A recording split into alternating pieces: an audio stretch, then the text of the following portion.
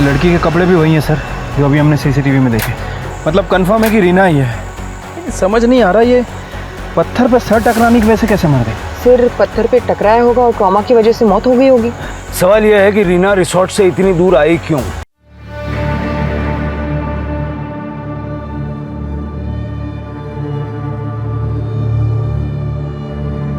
ये लो, गोली ले लो, फिर अच्छी नींद आएगी।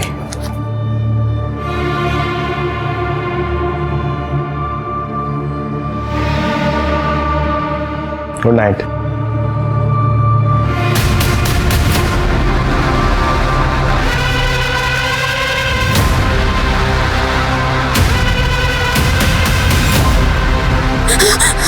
मुझे मत मारो, मुझे मत मारो।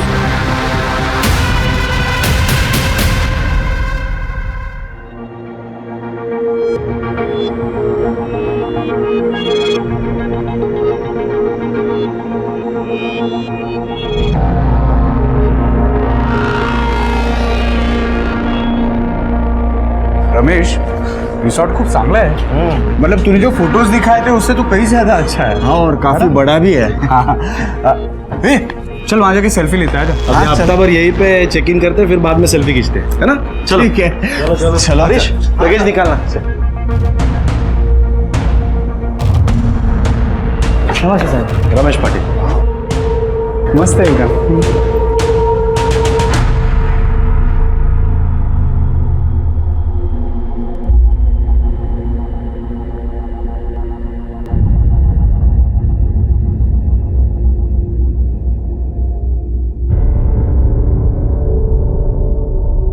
विद्यावाहिनी, थैंक्स। या थैंक्स ब्रो। अरे रीना, क्या ढूंढ रही हो? कुछ नहीं, तुम जाओ, मैं आती हूँ। Room number 120। जल्दी आना, लगेज भेज देना।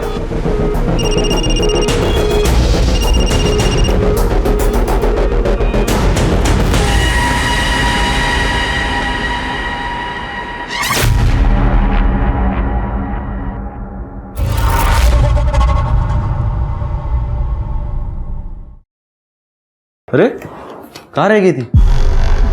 वो लॉन में ना सुंदर फूल दिखे थे कार से उतरते वक्त, वही देखने रुक गई थी। अच्छा, तुम्हें फूल इतने पसंद है? फोटो निकाले कि नहीं? फोटो, वो फूल इतने सुंदर और मोहक थे ना कि मैं फोटो निकालना भूल गई। मैं अभी आया। हेलो।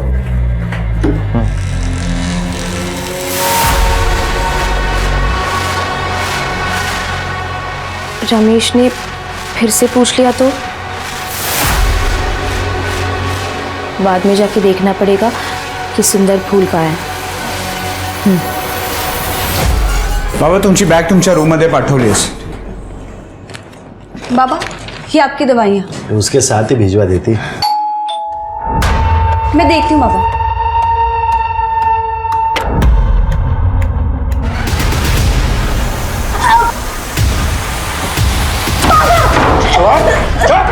चिल्ला मत, चिल्ला मत। ये बहुत सोना तिला, सोच का तब कुछ आएगा। बहुत सोना तिला। अरे ये क्या रे? हाँ, मुंबई से भाग कर आते हो तुम? रतन भाई का पैसा लेकर यहाँ गुलछर्रे उड़ा रहे हो? नहीं, ऐश करने के लिए पैसा है, देने के लिए पैसा नहीं है। भाई शादी के लिए आए हम लोग। अरे ये झूठ नहीं बोलने का। साला इतना इतना इतना सामान लेके कोई शादी पे आता है क्या? ये ना समझा है क्या मुझे? भाव 3 दिन की शादी है।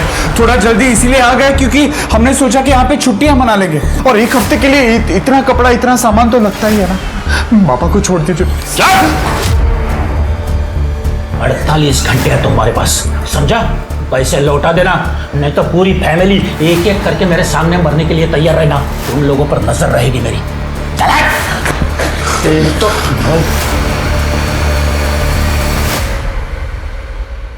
रीना, रीना, ऐसे तो तुम रात भर जागती रहोगी। नींद की दवा ले लो और सो जाओ। नहीं, वो नई जगह है ना, इसीलिए नींद नहीं आ रही है। आज खोली रहने दो। अरे फिर नींद नहीं आई तो चांस क्यों लेना? एक काम करो, तुम अंदर जाओ, मैं गोली लेके आता हूं, ठीक है?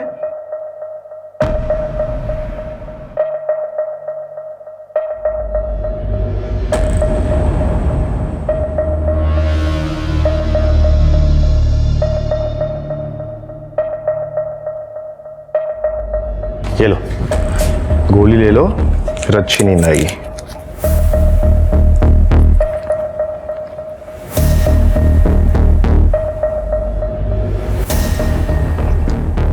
Good night.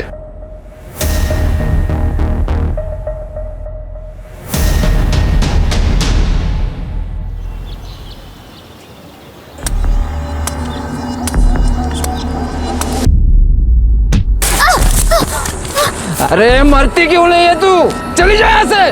पापा किधर जाएगी मैं? तू ही बता। तू पापा है मेरा बेटी। वही तो गलती की मैंने। तेरे को पैदा किया है ना, तो तुझे मारने का हक भी मेरा ही है।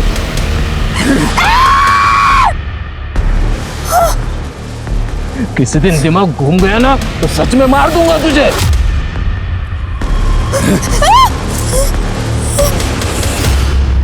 एक दिन के अंदर 50 लाख से 1 करोड़ रुपया कहां से लाएंगे? लेकिन 2 दिन में तो पैसा जमा करना ही पड़ेगा। मैंने उसके बाप से बात की, लेकिन वो टस से मस नहीं हो रहा। उसका बाप क्या करेगा? सब कुछ तो रीना के हाथ में है ना। उसे तो ना मैं अच्छे से सबक सिखाती थी। अपने आप को समझती क्या है वो? कल रात ही उससे बात करने वाली थी मैं, लेकिन आप दोनों मेरी बात सुनते कहाँ हैं? विद्या, उसकी तबीयत ठीक नहीं है, तुम ऐसा कैसे बोल सकती हो? अरे वो और उसका बाप ना हम सबको मिलकर बेवकूफ बना रहे। और रही बात उसके भाई की, अब तो वो भी आ गया ना शादी में और खर्चा बढ़ाने के लिए। बहू शांति रख, मैं बात करूंगा उससे। और अगर उसने बात नहीं मानी तो क्या करेंगे आप? उसकी बैंड बजा दूंगा।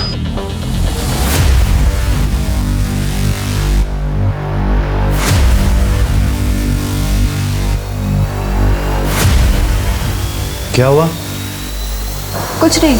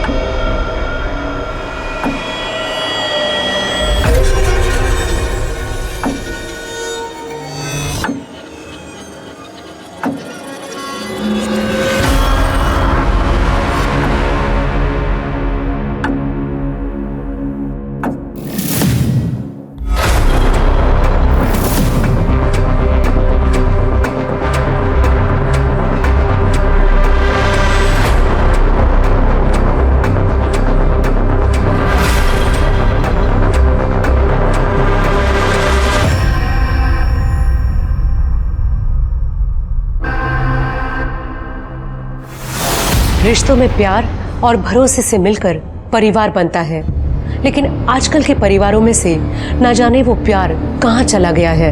यहाँ दिख रही फैमिली को ही ले लीजिए। रमेश अपनी बीवी को नींद की गोलियां देकर किसके पास गया? क्या रीना भी रमेश को धोखा दे रही है? घर से मीलों दूर एक रिजॉर्ट में शादी अटेंड करने गए इस परिवार के साथ ये कैसी साजिश चल रही है?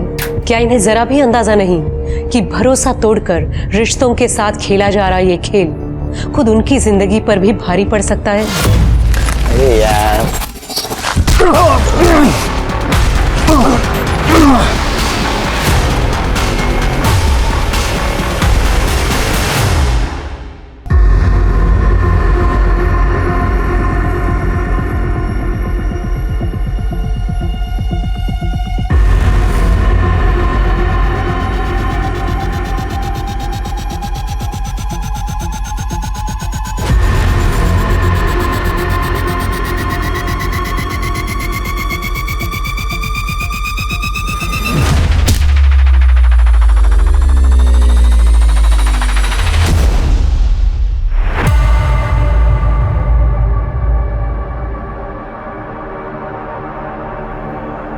रीना,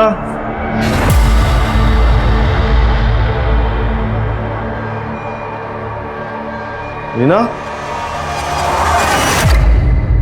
रीना, रीना,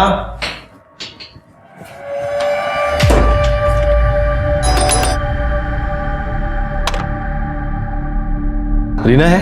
नहीं। प्रकाश दादा, रीना है यहाँ? रीना इतनी सुबह सुबह कहाँ चली गई?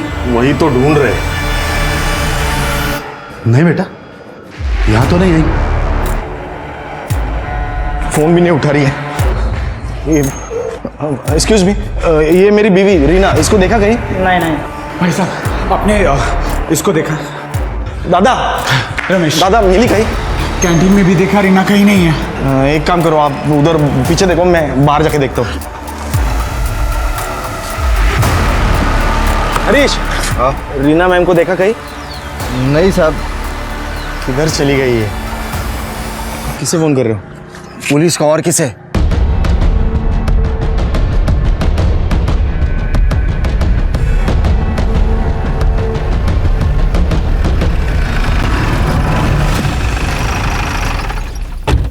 सर, कल रात को करीब करीब 11 बजे मैं सो गया था। फिर सुबह जब 7 बजे नींद खुली तब देखा कि रीना गायब थी। सर, रीना के फ़ोन पे रिंग तो जा रही है लेकिन फ़ोन उठा नहीं रही वो। मोबाइल ऑन है तो ट्रेस करो। सर, इगतपुरी में कोई जानता है उसे? नहीं सर, एक्चुअली हम लोग यहाँ पे एक शादी के लिए आए हैं। सोचा कि कुछ दिन पहले आके फैमिली टाइम एंजॉय कर ले, हॉलीडे। ये चोट? ये वो कल मैं बाथटब में फिसल गया, पैर फिसल गया तो चोट आ गई। पानी था बाथटब में? ऐसे चोट लग सकती है क्या बाथटब में? यकीन कीजिए सर, मेरा ऐसे ही चोट आई सर। ठीक है, आप लोग अपने अपने कमरों में जाइए और वेट कीजिए। हम अपना इन्वेस्टिगेशन शुरू करते हैं और जब तक ये सारी प्रक्रिया चलती है आप लोग रिसोर्ट से बाहर नहीं जा सकते। और अगर रीना का फ़ोन आए तो सबसे पहले आप हमें बताइए। जी सर। शिरके, सीसीटीवी देखते हैं। सर,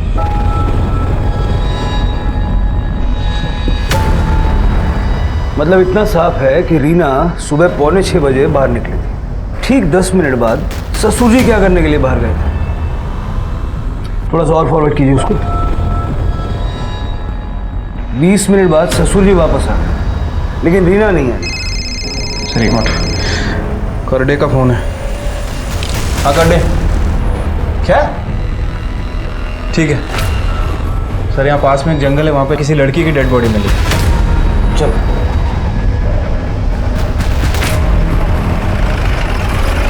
सर, इधर है, आइए सर। ये देखिए सर।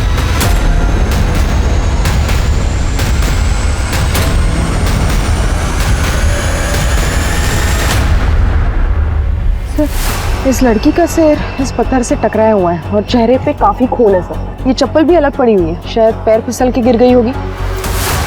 और सर, लड़की के कपड़े देख के रेप या मोलेस्टेशन जैसे कुछ लग नहीं रहा। और इस चोट के अलावा शरीर पर और कोई चोट नहीं है। ये लड़की के कपड़े भी वही हैं सर जो अभी हमने सीसीटीवी में देखे। मतलब कंफर्म है कि रीना ही है।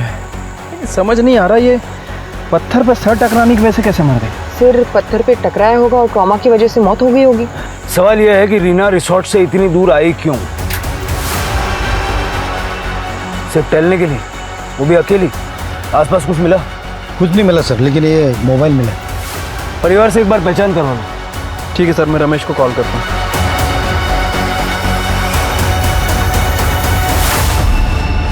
रीना, रीना, रीना, हमारी सर, ये मेरी बीवी रीना ही है। रीना के साथ ये कैसे? देखिए, पहली नज़र में तो ये एक हादसा लग रहा है लेकिन कुछ कह नहीं सकते। सर प्लीज पता लगाइए मेरे बहन के साथ क्या हुआ है और किसने किया। हम पता लगाएंगे लेकिन जब तक ये इन्वेस्टिगेशन हो नहीं जाती आप लोगों में से कोई रिसोर्ट से बाहर नहीं जा सकता। फिलहाल आप अपने अपने कमरों में जाइए।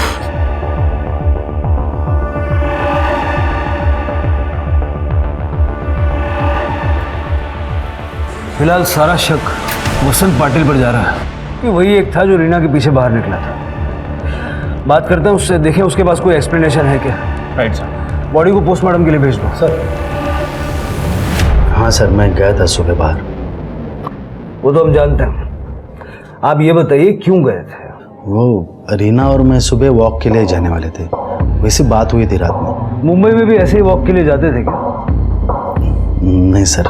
फिर आज वॉक पे जाने की कोई खास वजह है? सर रीना को मुझसे कुछ ज़रूरी बात करनी थी। कैसी बात? यही सवाल मैंने रात में उससे पूछा तो वो बोली कि मैं सुबह बताऊंगा। फिर सुबह में क्या हुआ? 5:45-6 बजे के बीच में मैं सुबह लॉन पर गया तो वो नहीं थी वहाँ पे, तो मैंने उसे ढूंढा इधर उधर।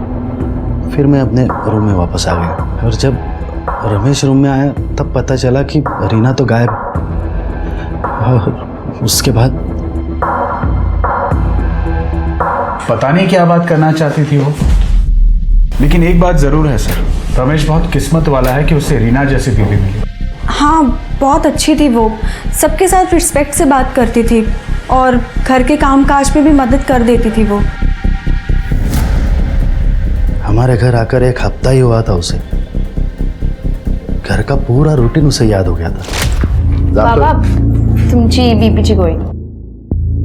मैं रोज बोलता हूँ लेकिन तुम्हें याद रहता है। बहुत अच्छी तरह से मेरा ख्याल रखती थी वो। ज़्यादातर बात नहीं करती थी, चुपचाप रहती थी। मैं भी इस बात से खुश था क्योंकि मैं भी कम बातचीत करना पसंद करता हूँ, लेकिन हम खुश थे। ये रही तुम्हारी चाय। Thank you. और ये तुमने फाइल्स मंगाई थी ना? हाँ रख दो आप। अरे तुमने न्यूज़पेपर नहीं पढ़ा आज का? अरे टाइम ही नहीं मिला। ठीक है मैं पढ़ देती हूँ। मतलब शादीशुदा जिंदगी में रीना के साथ कोई झगड़ा, कोई प्रॉब्लम नहीं थी? नहीं नहीं, जीजू को क्या प्रॉब्लम हो सकती है रीमा से? अरे मेरी बहन तो एकदम परफेक्ट थी उनके लिए। आपको इस बारे में कुछ नहीं कहना? मुझे लगता है रीना शादी के बाद बहुत चुप रहने लगी थी। मतलब उसकी शादी नहीं हुई थी ना, वो हम लोगों के साथ थी, वो बहुत अलग थी। तुम्हारी भी यही राय है? नहीं नहीं, ऐसे कुछ नहीं था। तुम कुछ भी क्या बोल रही हो? तुम गाड़ी में ही सोते हो? हाँ साहब। सुबह कुछ देखा था? नहीं साहब, मैं तो सो रहा था, लेकिन अचानक घर वालों का शोर सुनाई दिया। फिर मैंने करीबन कुछ 8 बजे सब उठा था मैं, तभी पता चला कि रीना मैडम गायब हो गई है। 8 बजे तो काफ़ी गर्मी हो जाती है, धूप भी आ जाती होगी। कैसे सो लेते हो इतनी गर्मी में? साहब किसी को बताना नहीं, मैं वो गाड़ी में एसी ऑन करके सो जाता हूँ साहब। सर इस रीना के बारे में अब तक तो सबने अच्छा ही अच्छा कहा है, लेकिन ज़रूरी नहीं है कि ये सभी लोग सच बोल रहे हो। सर हो सकता है कि ये लोग झूठ भी बोल रहे हो। एक सुनीता ये जिसे लगता है कि शादी के बाद रीना बदल गई है, लेकिन उसे भी गलत साबित करने में सजीत ने कसर नहीं की, तुरंत उसे टोक दिया। लेकिन समझ नहीं आ रहा कि अजीत ने ऐसा क्यों किया। शिरके मुझे लगता है कि रीना की डेथ एक्सीडेंटल नहीं है। मतलब अगर वो फिसल के गिरती और उसका सर पत्थर से टकराता तो खून पत्थर पे फैला हुआ होता, लेकिन हमने देखा कि खून उसके चेहरे और गर्दन पे फैला हुआ था। मतलब खड़े रहने की पोजीशन में किसी ने उसे चोट पहुंचाई थी और शायद बाद में उसका सर पत्थर पे रख के उसे लेटा दिया था। रीना की डेथ को एक्सीडेंटल मान लेना जल्दबाजी होगी ऐसा मुझे लगता है। पोस्टमार्टम रिपोर्ट का इंतजार करते हैं। हाँ सर, वैसे रिपोर्ट कल तक आ जाएगी। सर ये रीना की पीएम रिपोर्ट। सर रीना के सर पर किसी भारी चीज से वार किया गया है,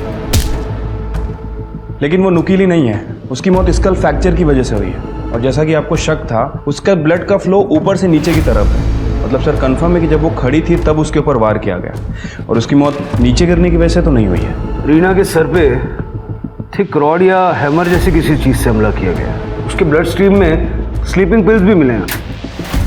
ये बात इस तरफ इशारा करती है शिरके कि उसका मर्डर किया गया है। काम करो, रीना का अकाउंट फ्रीज करो और पता करो ये स्लीपिंग पिल्स का चक्कर क्या है। ठीक है सर।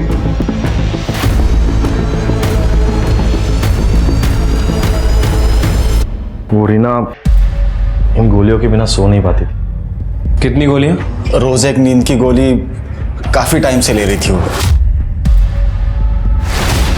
फिलहाल तो ये वसंत पाटिल ही शक के दायरे में है, क्योंकि रीना के लॉबी से निकलने के बाद उसे ही सबसे पहले देखा गया था। सर मुझे आपको कुछ बताना है। आइए। कल रात रीना मेरे सपने में आई थी। उसने कहा कि वो स्लीप होकर नहीं गिरी, उसके सर पर किसी ने नुकीली चीज से वार किया। सर मुझे लगता है उसका मर्डर हुआ है। अब इसे सच या झूठ जो भी समझना है समझ लीजिए, लेकिन मेरे सारे सपने सच निकलते हैं सर। जल्द से जल्द उसके कातिल को ढूंढिए। मुझे तो लगता है कि उसके ससुर ने ही उसका खून किया है। रीना जब भी कोई ज़रूरी बात करना चाहती थी तो वो उसके भाई से, मतलब अजीत या फिर मुझसे ही करती थी, ना कि उसके ससुर से, क्योंकि हम दोनों ही उसके ज़्यादा करीबी थे। रीना पे किसी ब्लंट ऑब्जेक्ट से हमला हुआ है, ये बात तो सिर्फ हमारे बीच थी। ये स्वाति ने सपने में कैसे देख ली? सर लेकिन अगर स्वाति ने कही हुई बात सच निकली तो क्या पता उसे ऐसे सपने आते हो। मुझे विश्वास ही नहीं है। स्वाति का बैकग्राउंड चेक करो और ये सोचो कि ससुर वसंत पाटिल के अलावा परिवार के किस सदस्य के पास रीना को मारने का मोटिव हो सकता है। सर लेकिन रिसोर्ट का कोई एम्प्लॉय या फिर गेस्ट भी तो हो सकता है। सर रीना का बैंक अकाउंट मैंने फ्रीज करवा दिया है, लेकिन सर उसके बैंक अकाउंट में 5 करोड़ रुपए थे। मतलब रीना अपने परिवार में सबसे ज़्यादा अमीर थी, अपने भाई अजीत से भी ज़्यादा। शिरके, पता लगाओ कि रीना के अकाउंट में इतना सारा पैसा आया कहाँ से। ठीक है स्वाति, रीना का सीडीआर निकलवाओ फटाफट। सर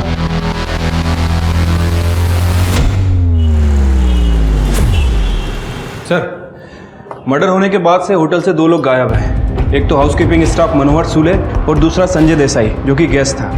ये संजय देसाई 7:30 बजे चेकआउट करके चला गया और ये मनोहर नाइट शिफ्ट में ड्यूटी खत्म करके सुबह गायब हुआ है। शिरके, इस मनोहर को जल्द से जल्द ढूंढो और संजय की डिटेल्स निकालो। इन दोनों का रिसोर्ट से गायब हो जाना इस बात का रीना के मर्डर से कोई कनेक्शन हो सकता है। और रीना का सीडीआर आते सबसे पहले ये चेक करना इन दोनों में से कोई उसके कांटेक्ट में तो नहीं। ठीक है सर। फिर कहाँ जा रहा है? रुक साहब, अभी बिजी है। काय झालं? सर आतमध्ये आलं बघतोय। साहब मैं रामचंद्र गोयल, वो जंगल में वो बड़ा होटल है ना, उसके पास ही जंगल में रहता हूँ। वो रिसोर्ट के उधर? हाँ साहब मेरी 24 साल की बेटी योगी तक कल से गायब है साहब। उसका पति नारायण गरत ने उसे कुछ महीने पहले घर से निकाल दिया था, तब से मेरे साथ ही रह रही थी साहब। कल सुबह जंगल में लकड़ी लेने गई थी, तब से वापस नहीं लौटी। कितने बजे गई थी लकड़ी? रोज की तरह सुबह 5:30-6 बजे साहब। फोटो वगैरह है कुछ उसकी? होगी साहब। कर दे। चलो चल। शिरके, ये लड़की भी तभी गायब हुई जब रीना का मर्डर हुआ था। इन दो बातों का आपस में कोई ना कोई कनेक्शन हो सकता है। जरा उस लड़की के पति नारिया से पूछताछ करो। ठीक है सर। इस नंबर पे सर रीना के कॉल रिकॉर्ड से पता चला है एक आदमी उसे लगातार कॉल्स और मैसेजेस करता था। वो शख्स संजय देसाई है। संजय देसाई, ये वही है ना जो कल रिसोर्ट से चला गया था? हाँ सर दोनों में अक्सर मैसेजेस एक्सचेंज हुए हैं और सर 6 तारीख की रात को 11:30 बजे वो दोनों मिलने वाले थे लॉन में। सर संजय का मोबाइल ट्रेस नहीं कर पा रहे क्योंकि शायद बंद होगा। मुंबई पुलिस से रिक्वेस्ट करो कि उसके घर जाके पूछताछ करें। सर एक और बात, उमाकांत देशमुख से बात हुई है, वो आता ही होगा। साहब वो 5 करोड़ रुपए मैंने इसीलिए उनके अकाउंट में जमा किए थे ताकि पाटिल फैमिली मेरी बेटी को परेशान ना करे। तो ऐसा क्यों करना पड़ा? क्या पाटिल परिवार ने आपकी बेटी को तंग करके पैसों की मांग की थी? नहीं, वैसा तो उन्होंने कभी नहीं किया था, लेकिन मेरी बेटी नॉर्मल लड़कियों की तरह नहीं थी। मतलब वो थोड़ी एबनॉर्मल थी, थोड़ी दिमाग से कमज़ोर थी। उसकी माँ की अचानक मौत के बाद उसको सदमा लग गया था, वो सदमे से कभी बाहर ही नहीं निकली। फिर ऐसी लड़की से कौन शादी करता बताइए? और इसीलिए रमेश को मैंने 5 करोड़ रुपए दिए थे उसे शादी करने के लिए हरजाना के रूप में। ये संजय देसाई कौन है? ये संजय देसाई है इस सब फसाद की जड़। मेरी बेटी से झूठा प्यार करता था, वो पैसों का लालची था और इसलिए जब मेरे से बहस करने के लिए मेरे घर पर आया था ना, मैंने उसको शादी करने के लिए मंजूरी नहीं दी थी। अरे तुम्हारी हिम्मत कैसे हुई मना करने की वजह पूछने की? रीना मेरी बेटी है, मैं जिससे चाहे उसे से शादी करा दूंगा और जिससे भी करा दूंगा ना वो तेरे जैसा लोभी नहीं होगा, समझे? ओ ससुर जी, बेहतर होगा रीना का हाथ आप खुद मेरे हाथ में दे दो, क्योंकि रीना को ना किसी और के साथ होकर मैं रहने नहीं दूंगा। लेकिन आप संजय देसाई के बारे में क्यों पूछ रहे हो? आपको कैसे पता उसके बारे में? देखिए, संजय न सिर्फ शादी के बाद रीना के टच में था, बल्कि जिस दिन रीना की मौत हुई उस सुबह तक वो उसी रिसोर्ट में था। तो डेफिनेटली उसी ने मेरी बेटी को मारा है। उसे धमकी दी थी मेरी बेटी को जान से मारने की। आप उसे अरेस्ट कीजिए। फिलहाल वो कहीं छुपा हुआ है, लेकिन ज्यादा दिन तक बच नहीं पाएगा। तो जहां कहीं भी होगा आप उसे ढूंढ के निकालिए और सजा दीजिए उसे। सर, जंगल में एक डेड बॉडी मिली है।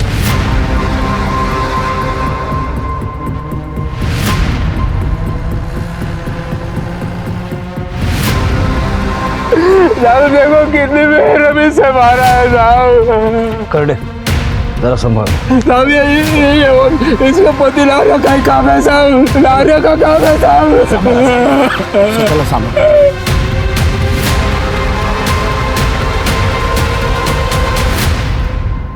रीना को भी इसी तरह सर पे वार करके मारा गया था। सर, बॉडी पे मोलेस्टेशन या रेप के कोई साइंस नहीं है।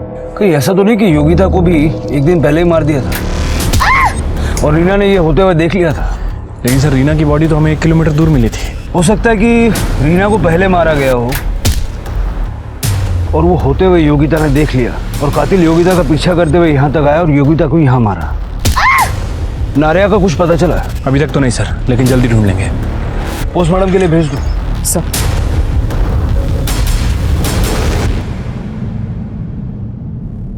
सर, होटल स्टाफ मनोहर सूर्वे ने पुणे का जो एड्रेस दिया था वो गलत है सर। उसके बैंक डिटेल और पैन कार्ड से पता चला कि वो पेरोल पे भागा हुआ है। काफी सनकी इंसान है सर। इसके पहले भी 2 औरतों के सर फोड़ चुका है।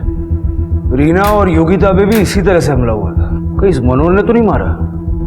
शिरके, अपने खबरियों को बोलो और इस आदमी को जल्दी से जल्दी पकड़ो। ठीक है सर। हेलो, क्या? किसने किया? ठीक है सर। ये रीना के अकाउंट से पैसे ट्रांसफर करने की कोशिश की गई है। किसने? सर वो पता नहीं है, क्योंकि अकाउंट फ्रीज था, पैसे ट्रांसफर नहीं हो पाए। लेकिन आईपी एड्रेस वही है जिससे रीना अपना अकाउंट बैलेंस चेक करती थी। मतलब ये पाटिल परिवार में से किसी का काम है?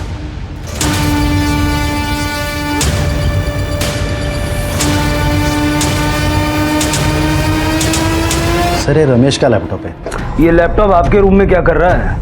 रात में मुझे नींद नहीं आ रही थी तो रमेश को बोल के मैं एक पुरानी फिल्म देख रहा था। इस लैपटॉप से कल रीना के अकाउंट से फंड्स ट्रांसफर करने की कोशिश की गई। कौन था आप में से? सर, मेरा मोबाइल ठीक से चला नहीं पाता, ये लैपटॉप क्या चलाऊंगा मुझे नहीं पता सर। अगर आप नहीं तो फिर सुनीता, अजीत, विद्या, प्रकाश या रमेश? पासवर्ड किसके पास था? रमेश, शायद तुम्हें पासवर्ड पता होगा ना, लैपटॉप भी तुम्हारा है। हाँ सर, लैपटॉप मेरा है, लेकिन मुझे नहीं पता पासवर्ड। वो लैपटॉप से यूज़ करती थी उसका अकाउंट, लेकिन मुझे पासवर्ड नहीं पता। रमेश पे कड़ी नजर रखो। मुझे लगता नहीं है कि उसे अपनी बीवी के अकाउंट का पासवर्ड पता नहीं होगा। सर, योगिता का पति 1 हफ्ते से शराब पी के बीमार होने की वजह से लोकल गवर्नमेंट हॉस्पिटल में एडमिट है। मतलब वो कातिल नहीं हो सकता, फिर कौन हो सकता है? ये मनोहर और रवि का कुछ पता चला? सर, अपने खबरियों को काम पे लगा दिया है, जल्दी पता चल जाएगा। 1 minute sir. Hello, okay sir. Sanjay Desai को मुंबई पुलिस ने अरेस्ट कर लिया है, वो उसे इगतपुरी लेके आ रहे हैं। सर, योगिता की पीएम रिपोर्ट। योगिता को भी रीना की तरह ही मारा गया है और इसकी मौत 7 अप्रैल को सुबह 6 बजे से 8 बजे के बीच में हुई है और रीना की मौत भी उसी दौरान हुई थी। सर, जब हमने इस रामचंद्र भोयर के पड़ोसी से पूछताछ की थी तो उन्होंने बताया था जब से योगिता नारा के घर से आई थी तब से रामचंद्र उस पर नाराज था। सर, योगिता को खुद पे बोझ बता के वो आए दिन उस पर गाली गलौज करके मारपीट करता था। हमारे सामने रो रो के अपने आप को अच्छा बाप बताने की कोशिश कर रहा था। कहीं उसी ने तो नहीं मारा? मुझे मत मारो। हो सकता है रीना ने उसे देख लिया हो और उसने रीना को भी मौत के घाट उतार दिया।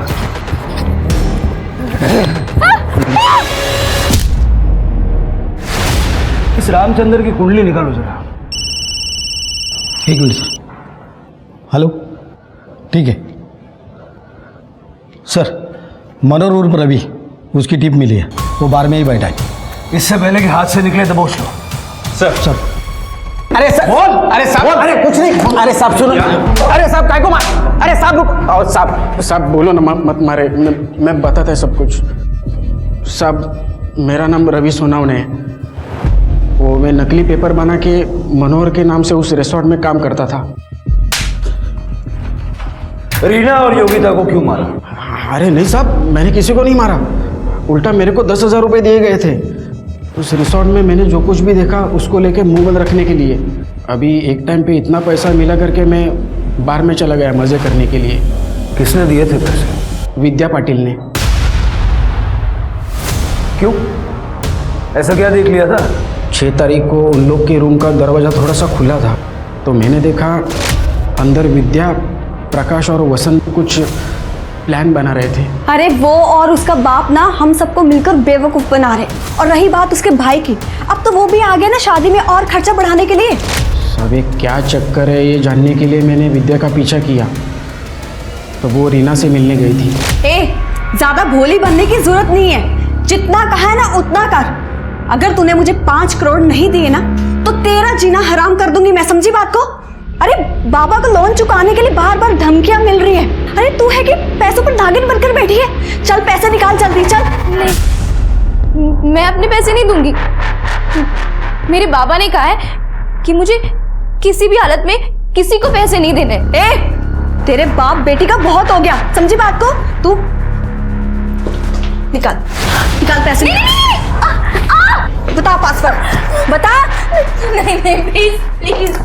लिख यहाँ, लिख पासवर्ड, लिख यहाँ। नहीं प्लीज, लिख लिख।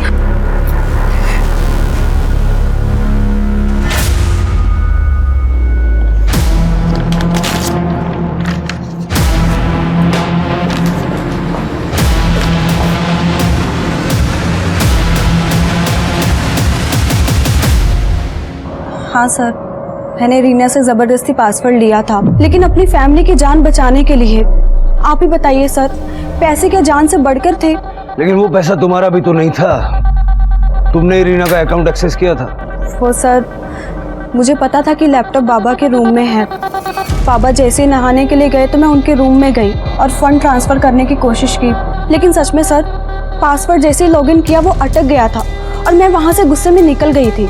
सच क्या है तो जल्दी पता लग जाएगा, लेकिन एक बात याद रखना, तुम पे शक बढ़ गया है। जाओ।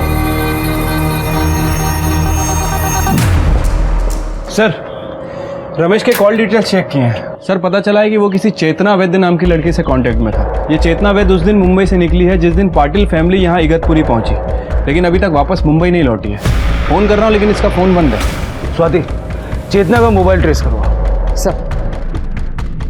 हाँ, वो चेतना वैद्य हमारी क्लाइंट है सर, लेकिन मुझे नहीं पता वो मुंबई से उस दिन कहाँ चली गई और क्यों। अब ये इत्तेफाक भी हो सकता है सर कि उसी दिन वो कहीं गई। शिरके, ये रमेश कुछ नर्वस लग रहा था, चेतना की लोकेशन निकालो तुरंत। ठीक है सर। सर, रीना फिर से मेरे सपने में आई थी, बहुत रो रही थी। वो कह रही थी कि रमेश और उसकी फैमिली ने उसे मारा है, मुझे इंसाफ दिलाओ ऐसे कह रही थी। तो जब इतना बताया तो ये भी बताया होगा कि उसे किसने मारा, उसके पैसे ट्रांसफ़र करने की कोशिश किसने की, बता दो, इन्वेस्टिगेशन में हेल्प हो जाएगी। जहाँ तक मुझे याद है उसने कहा था रमेश उसके पास पैसों की मांग करता था, उसी ने पैसे ट्रांसफ़र करने की कोशिश की होगी। मुझे भी एक सपना आया कि तुम्हें झूठ बोलकर इन्वेस्टिगेशन को गुमराह करने के जुर्म में अरेस्ट कर लिया गया है, और देखो ये सपना सच हो रहा है। स्वाति, अरेस्ट कर लो इसे। नहीं सर, नहीं सर, मैं मानती हूँ कि मैंने सपने वाली बात झूठी कही। मैंने चुप कर आप लोगों की बात सुन ली थी कि रीना की मौत कैसे हुई है। फिर कि मुझे लगता है कि रीना की डेथ एक्सीडेंटल नहीं है, मतलब अगर वो फिसल के गिरती और उसका सर पत्थर से टकराता तो खून पत्थर पे फैला हुआ होता, लेकिन हमने देखा कि खून उसके चेहरे और गर्दन पे फैला हुआ था। पोस्टमार्टम रिपोर्ट का इंतजार करते हैं। ऐसा तुमने क्यों किया? मेरे पति अजित फाइनेंशियल प्रॉब्लम में है, वो किसी से कभी कुछ नहीं मांगेंगे, मैं जानती हूँ। जब मेरे ससुर ने रीना के अकाउंट में 5 करोड़ रुपए डाले और उन्हें कुछ नहीं दिया, इसीलिए मैंने सोचा कि मैं ऐसा कुछ करूँगी कि वो 5 करोड़ रुपए अजित के पास आ जाए। तुमने अभी जो कुछ बताया है ये तुम्हें और तुम्हारे पति को सस्पेक्ट बनाने के लिए काफ़ी है।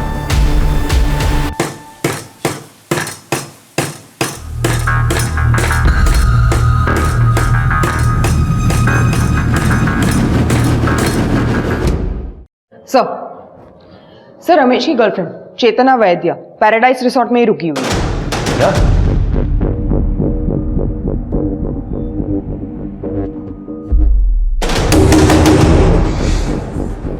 देखो हमारे पास मास्टर की है, हम अंदर आ सकते हैं। बेहतर यह है कि तुम दरवाजा खोल दो।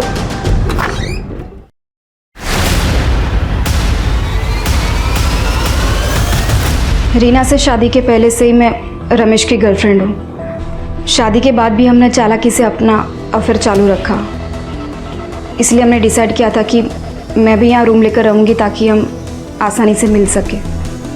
अगर तुम और रमेश एक दूसरे से प्यार करते थे तो रमेश ने रीना से शादी क्यों की? रीना से मेरी जबरदस्ती शादी हुई थी। वो 5 करोड़ का दहेज था, जिस दहेज को हम छू भी नहीं सकते थे। एक्चुअली साहब वो 1 साल से मेरे ऊपर बहुत बड़ा खर्चा था। उसमें ये उमाकांत ने 5 करोड़ का ऑफर दिया और वो ऊपर से 1 करोड़ और देने वाला था। तो मैंने चेतना को भुलाकर रीना से शादी करने के लिए रमेश को मना लिया। और तुम मान गए? सर फाइनेंशियल सिचुएशन ही ऐसी थी, मुझे मानना ही पड़ा। मुझे लगा था कि ये शादी के बावजूद मैं चेतना से रिश्ता ख़त्म नहीं करूँगा, लेकिन जल्दी ही समझ में आ गया कि मैं और चेतना एक दूसरे के बिना नहीं रह सकते। इसलिए मैंने एक प्लान बनाया। मैंने चेतना को यहाँ बुलाया ताकि इस शादी के दौरान हम लोग यहाँ से भाग सकें। या फिर रीना के पैसे हथिया के उसे मारने का प्लान था तुम्हारा? वैसे भी रीना के मरने के बाद चेतना तो मिल ही जाती तुम्हें। नहीं सर, मैंने ऐसा कुछ नहीं किया सर, उल्टा मुझ पर ही हमला हुआ था। आई एम सॉरी सर, मैंने उस दिन झूठ बोला था आपसे। ये निशान बाथ टब से नहीं आए, मुझ पर हमला हुआ था। हमें क्या पता आपको चोट कैसे लगी, कहाँ लगी। हो सकता है फिर से कोई कहानी बना रहे होगे। वैसे भी लॉबी का फुटेज हमने चेक किया था, वहाँ ऐसा कुछ हुआ नहीं था। नहीं सर, वो पीछे वाली लॉबी, वहाँ ऊपर काम भी चल रहा है, शायद वहाँ पे सीसीटीवी नहीं है। सर लगता है आपको सच बताने का समय आ गया है। दादा, रमेश छुपाने से कोई फायदा नहीं है। सर रीना स्लीपिंग पिल्स लेती थी। उस दिन रमेश को लगा कि रीना स्लीपिंग पिल्स लेके सो गई है, इसलिए भाई साहब बाहर निकले।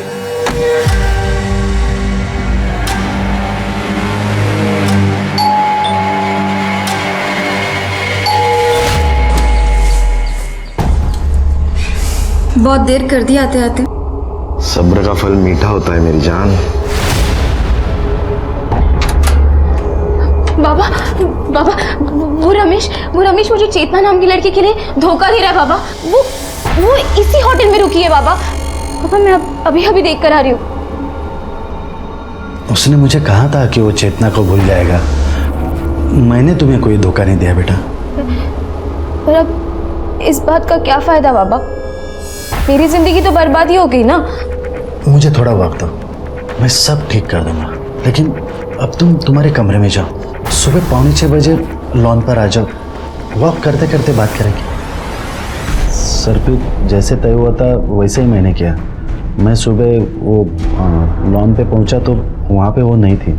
मैंने इधर उधर ढूंढा लेकिन वो नहीं मिली। मैं वापस अपने रूम में आ गया क्योंकि उसने कंफर्म नहीं किया था कि वो आएगी। और फिर थोड़ी देर के बाद में रमेश जब रूम में आया तब मुझे पता चला कि रीना गायब है। बहुत अच्छी कहानी बनाई है, लेकिन ये नहीं बताया कि पहले रीना को मारा, बाद में रमेश के साथ मिलके उसके गायब होने का ड्रामा किया। क्यों? नहीं सर, हम सच कह रहे हैं सर। सर एक्चुअली आज ही मैंने मुंबई में फ़ोन करके पैसों का बंदोबस्त किया है सर, और लोन में से बहुत सारा लोन तो आज वापस भी कर दिया। सच का पता तो जल्दी लग ही जाएगा। शिरके 24 घंटे के लिए कांस्टेबल तैनात करो यहाँ इन पर नजर रखने के लिए। ठीक है सर। Sir 1 minute. हेलो, ठीक है, हमारा है सर। मुंबई पुलिस संजय देसाई को ले आई है। वो रीना की शादी किसी और से करवा रहे थे सर। मैं क्या करता, इसलिए मैंने उनको धोखाया। मैं रीना से बहुत प्यार करता था सर। लेकिन उमाकांत का कहना है कि तुम उनकी बेटी से नहीं उनके पैसों से प्यार करते थे। ऐसा कुछ नहीं है सर। हाँ, उस वक्त फाइनेंशियल क्राइसिस थी, इसलिए शायद उमाकांत देशमुख को ये लगा होगा कि मैं पैसों के पीछे हूँ। लेकिन रीना के सारे खामियों के बावजूद मैं उसे अपनाने के लिए तैयार था सर। मुझे दिल्ली जाना था कुछ काम से, और जैसे मैं दिल्ली गया उन्होंने रीना की शादी रमेश के साथ करवा दिया सर। उन्होंने रीना को एक कॉल तक नहीं करने दिया मुझे, फ़ोन तक छीन लिया उससे। उन्हें लगा कि एक बार शादी हो जाए तो मैं पीछे हट जाऊँगा। एकदम टूट गया था सर। फिर हिम्मत जुटा के एक दिन मैंने उसे फ़ोन किया।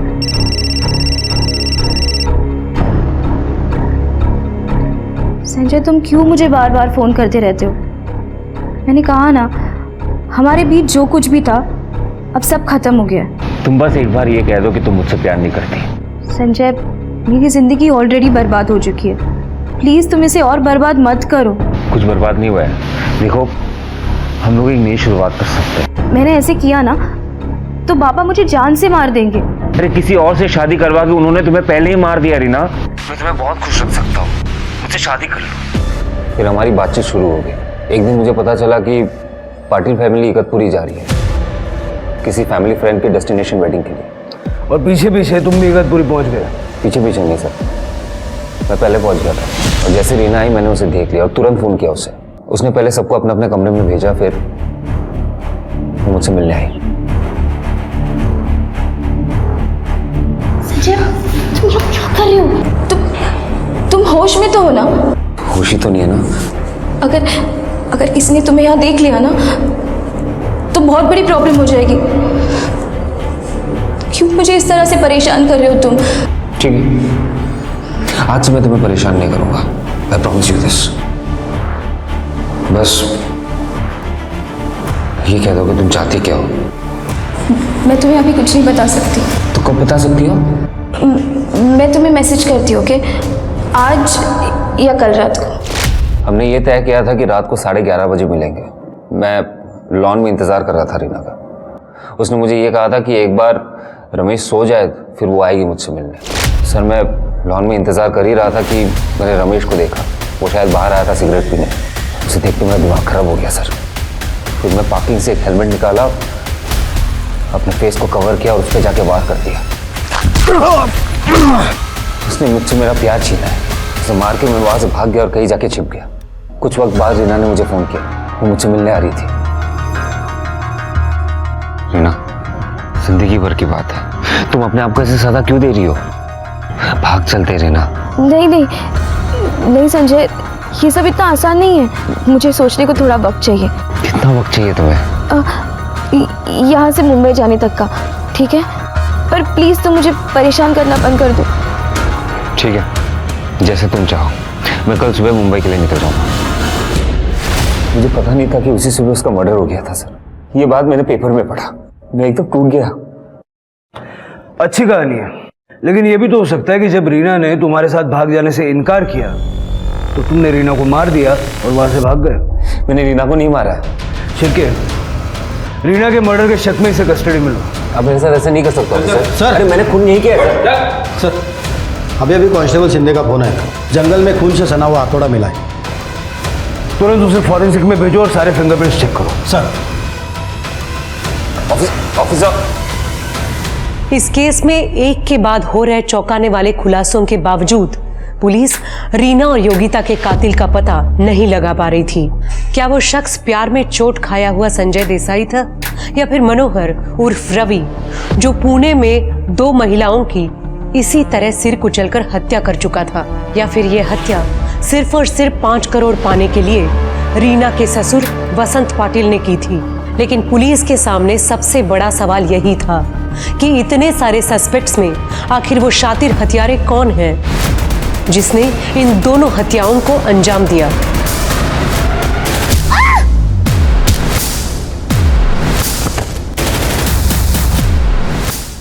सर, इस रामचंद के बारे में एक बात पता चली है। एक नंबर का बेवड़ा आदमी है सर। 6 तारीख की पूरी रात पीकर धुत पड़ा था। लोगों ने उसे ले जाकर अपने घर पे छोड़ा और उसे अगले दिन दोपहर में होश आया। जबकि सर इस योगिता की मौत तो 7 तारीख को सुबह ही हो गई थी। तुम्हारा कहने का मतलब है कि वो कातिल नहीं हो सकता? नहीं सर। फिर उसे किसने मारा? सर फॉरेंसिक रिपोर्ट के हिसाब से उस हथौड़े पे 2 लोगों के ब्लड सैंपल मिले हैं। एक तो योगिता का और दूसरा रीना का। मतलब सर हो सकता है कि उनका मर्डर इस हथौड़े से ही किया गया। साथ ही साथ उस हथौड़े के हैंडल पे बहुत सारे लोगों के फिंगरप्रिंट भी मिले हैं। Great. Patil family, Deshmukh family, Manohar, Sanjay और रामचंद्र, सबके फिंगरप्रिंट्स ले लो और मैच करके देखो। Right sir.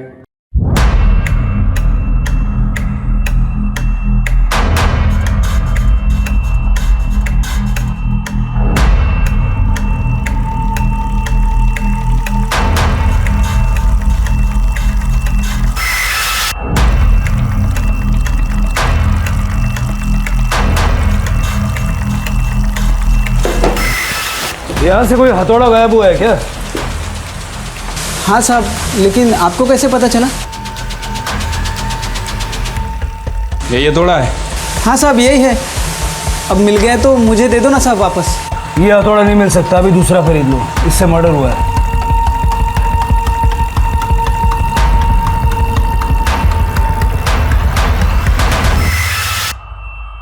तेरे फिंगरप्रिंट्स उन फिंगरप्रिंट्स से मैच हो गए जो हमें हथौड़े पे मिले थे। अब बता, रीना और योगिता को क्यों मारा? सर मैंने कुछ नहीं किया सर। सर सच में आपको कुछ गलतफहमी हो रही है सर। जब मैं कारपेंटर से बात कर रहा था उस वक्त तू भी वहां छुप के हमें देख रहा था।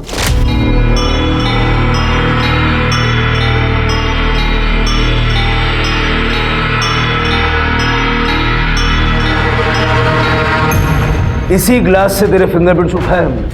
हम सब जानते हैं तू किसके कांटेक्ट में है, तेरे मोबाइल के मैसेजेस भी देखे हमने।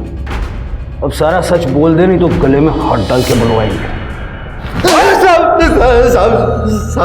साहब सच बताता हूँ, सब सच बताता हूँ साहब। विद्या मैडम का और मेरा अफेयर चालू था साहब। जिस दिन हम रिसोर्ट में आए उसी दिन रात को विद्या मैडम मुझसे मिलने नीचे कार में आई थी साहब। और सब उसी दिन रात को हम कार में चालू हो गए, लेकिन दूसरे दिन रात को विद्या मैडम को आने नहीं मिला। तो उस दिन सवेरे 5:30 बजे आई थी। मतलब 7 तारीख की सुबह को? हाँ साहब। फिर हम कार में ही चालू हो गए, सब चालू ही किया था। इतने में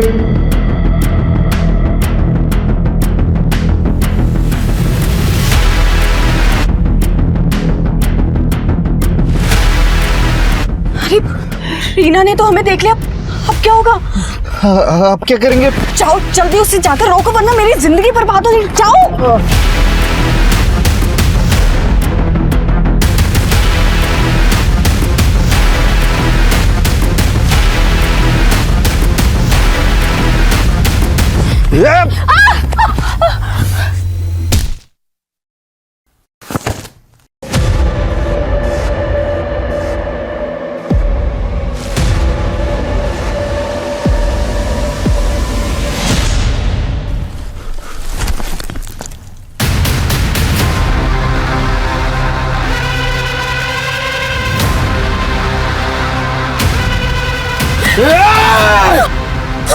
मुझे मत मारो।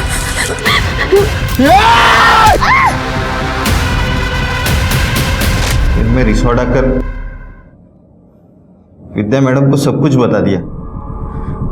और ये बात हमें बाद में पता चली कि रीना बाबा के साथ वॉक करने के लिए अपने रूम से बाहर निकली थी और उसी दौरान उसने हम दोनों को एक साथ में गाड़ी में देख लिया था। और ये बात हम किसी और को कैसे पता चलने देते? सीसीटीवी फुटेज में कहीं नजर नहीं आई तुम्हें? मैं जिस दिन रिसोर्ट आई मैंने उसी दिन पता कर लिया था कि रिसोर्ट के पीछे वाले रास्ते में कोई सीसीटीवी नहीं है। अपनी हवस के चक्कर में तुमने 2 लड़कियों की जिंदगियां छीन ली। दोनों मर्डर के चार्ज में इसको अंदर डालो और विद्या को इस हत्या में साथ देने के चार्ज में लो। बदकिस्मती ने रीना का अंत तक पीछा किया। पहले पिता ने लालची समझकर संजय देसाई से रीना की शादी नहीं होने दी, जिसे वो प्यार करती थी। ससुराल के नाम पर उसे पाटिल परिवार में वसंत जैसा ससुर और विद्या जैसी जेठानी मिली। इस तरह की बेबसी भरे रिश्तों का अंत ऐसा ही भयानक हो सकता है। इसलिए सबके लिए दिल में प्यार रखने के बावजूद रिश्तों के पीछे छिपकर बैठा लालच और बेईमानी वक्त वक्त पर पहचानते रहिए, जिससे पता चले कि कहीं आपके रिश्ते भी सिर्फ मतलब के रिश्ते तो नहीं। अब मैं सोनाली कुलकर्णी आपसे विदा लेती हूँ। फिर मिलेंगे एक नए केस के साथ क्राइम पेट्रोल सतर्क, जस्टिस रीलोडेड में। तब तक अपना और अपने परिवार का ख्याल रखिए। आप जानते हैं हम सब एक मुश्किल दौर से गुजर रहे हैं। कृपया मास्क पहने, समय समय पर हाथ धोते रहें और ज़रूरत ना हो तो बाहर ना निकले। देखते रहिए क्राइम पेट्रोल सतर्क। जय हिंद।